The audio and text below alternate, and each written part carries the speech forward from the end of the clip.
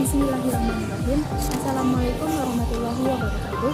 Kami mahasiswa dari jurusan Tadis Matematika Institut Agama Islam Negeri Batu Sangkar.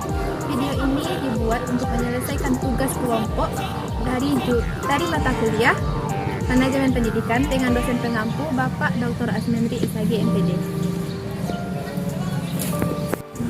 Kami dari kelompok 8 dengan materi Manajemen Sarana dan Prasarana Pendidikan yang terdiri dari 3 anggota, yaitu Afifah Arfillah dengan NIM 2130105002, Alia Pastika 2130105005, dan Ivani Latifah Effendi 2130105022. So, langsung saja, inilah video presentasi dari kami.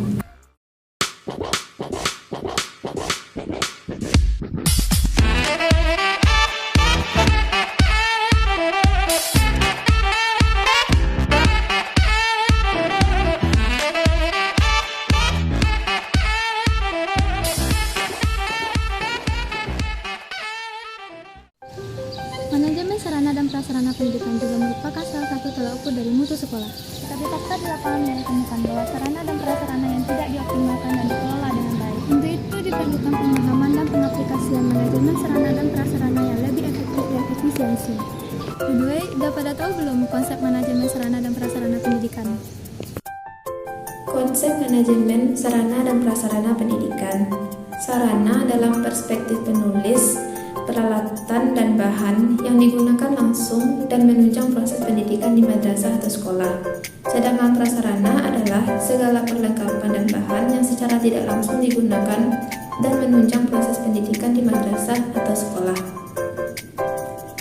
Manajemen sarana dan prasarana pendidikan bertugas mengatur dan menjaga sarana dan prasarana pendidikan agar dapat memberikan kontribusi secara optimal dan jalannya proses pendidikan.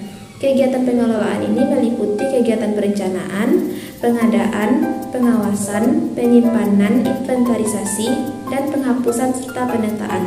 Secara sederhana, manajemen sarana dan prasarana pendidikan dapat dirumuskan sebagai suatu proses atau rangkaian kegiatan dalam menata, mengatur, dan mengorganisasikan dan mengorganisir sarana dan prasarana yang diperlukan dalam pelaksanaan kegiatan agar berfungsi menurut fungsinya dalam mencapai tujuan pendidikan yang telah ditetapkan. Nah, teman-teman, sudah pada tahu kan konsep manajemen sarana dan prasarana pendidikan? Yuk kita intip prinsip manajemen sarana dan prasarana pendidikan. Prinsip manajemen prasarana dan sarana pendidikan.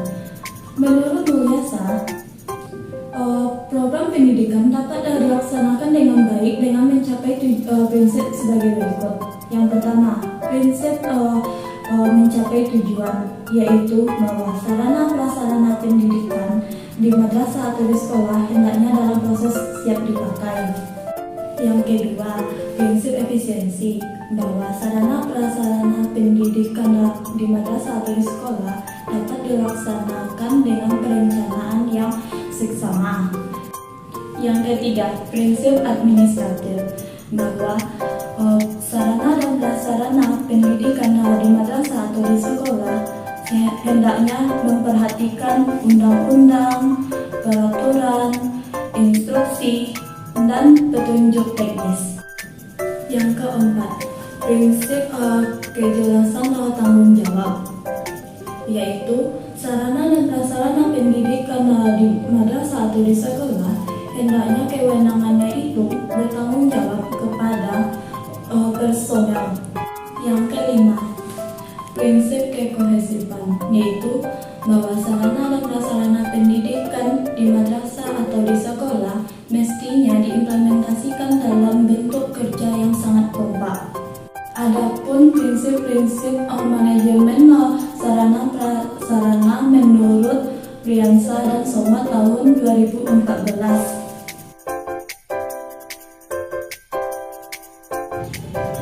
Nggak habis di situ aja, kita juga harus tahu teknik-teknik manajemen sarana dan prasarana pendidikan dong. Nah, teknik-teknik manajemen sarana dan prasarana pendidikan memiliki kegiatan meliputi: yang pertama, perencanaan. Perencanaan Pelaksanaan sarana dan prasarana pendidikan merupakan suatu proses perancangan upaya pembelian, peminjaman, penukaran, dan daur ulang, rekomendasi atau rehabilitasi, distribusi atau pembuatan, dan perlengkapan yang sesuai dengan kebutuhan sekolah.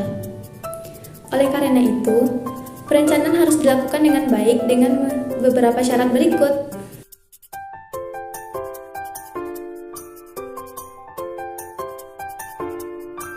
Yang kedua, pengadaan. Pengadaan sarana dan prasarana pendidikan di sekolah adalah segala kegiatan yang dilakukan dengan menyediakan segala barang atau jasa untuk menunjang kelancaran dan efisiensi kegiatan pembelajaran. Adapun sistem pengadaan dapat dilakukan dengan beragam cara, antara lain dropping dari pemerintah, membeli, meminta bantuan dari wali murid, menyewa atau meminjam, dan tukar-menukar barang. Pada umumnya pengadaan sarana dan prasarana pendidikan melewati prosedur sebagai berikut. Yang ketiga, pengaturan. Ada beberapa proses yang dilakukan dalam pengaturan, antara lain inventarisasi, penyimpanan, dan pemeliharaan.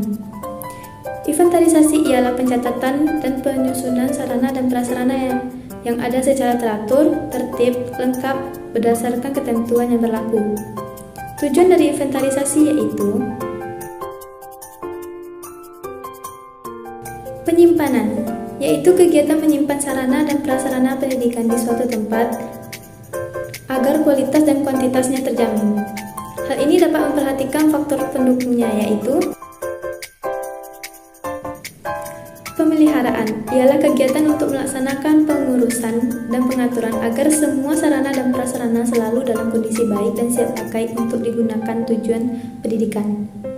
Adapun tujuan pemeliharaan yaitu yang keempat, penggunaan. Penggunaan sarana dan prasarana pendidikan merupakan kegiatan pemanfaatan untuk mendukung proses pendidikan demi tercapainya pendidikan. Adapun dua prinsip dari penggunaan, yaitu kelima, penghapusan. Penghapusan sarana dan prasarana adalah proses kegiatan yang bertujuan untuk mengeluarkan atau menghilangkan sarana dan prasarana daftar inventaris karena sudah dianggap tidak berfungsi. Penghapusan harus mempertimbangkan alasan-alasan normatif tertentu dalam pelaksanaannya. Hal-hal yang harus diperhatikan yaitu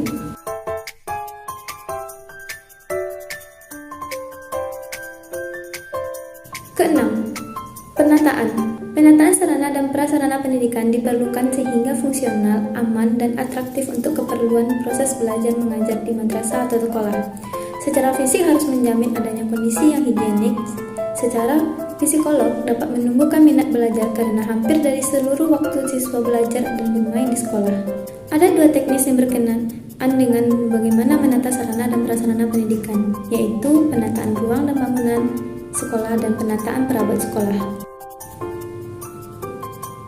Semua proses ini hendaknya melibatkan unsur-unsur penting sekolah, seperti kepala sekolah dan wakilnya, dewan guru, kepala tata usaha dan bendahara, serta komite sekolah.